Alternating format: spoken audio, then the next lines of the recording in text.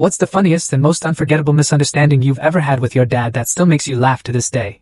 My name is Sam Ortiz, and the funniest misunderstanding I ever had with my dad, Carlos, still makes us laugh.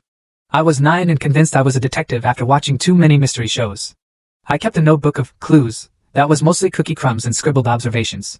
One rainy Saturday our neighbor, Mrs. Lang, burst into the kitchen in a panic. Her dachshund, Pepper, had slipped the leash and run off. Dad grabbed his raincoat and flashlight, and we searched the block calling Pepper's name. We found him curled under our porch, soaked and shivering, and the neighborhood sighed with relief. Case closed, or so I thought. 2 days later I spotted tiny muddy paw prints on the kitchen counter and a splatter of chili on the floor. The detective in me sprinted to conclusions. Intruder. I told Dad in a hushed voice like it was a national emergency. He checked windows and locks, grew serious, and called Officer Jenkins, the friendly cop who coached my little league team. Jenkins took notes with a smile that didn't reach his eyes, as if he already sensed the punchline. For a week neighbors whispered about our break-in, and kids at school started calling me Detective Chili.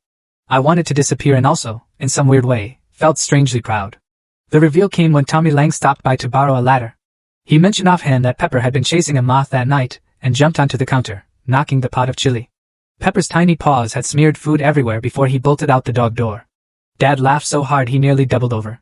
Officer Jenkins later told the precinct, and the story blossomed into the great chili caper.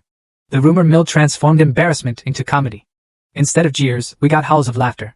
What made the misunderstanding unforgettable wasn't the mix-up alone but how Dad handled it. He didn't scold me for being jumpy. He didn't humiliate me to teach a lesson. He bought matching t-shirts that read Detective Sam and wore one to my school play. He turned the moment into a game. We solved tiny household mysteries together. Missing socks, where the last slice of cake disappeared, never accusing, always playful. He taught me to laugh at myself, to own mistakes, and to use curiosity for good instead of anxiety.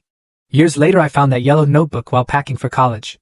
Inside were childish sketches, a pressed daisy, and a folded photo of Dad and me soaking wet, grinning under an umbrella. He'd written on the back, "Keep investigating life, but check the kitchen first." I framed it and put it on my bookshelf. Now when I smell chili in a food court or hear a neighbor gossip, I grin. That rainy night, a frantic search for a small dog, a trail of chili, and a neighborhood's whispers became one of the warmest, funniest family memories I own. It proved that misunderstandings can bloom into stories that stitch people together when someone chooses humor over shame. We still wear those shirts at family barbecues, a ridiculous tradition we cherish. LOL. Full story added in below.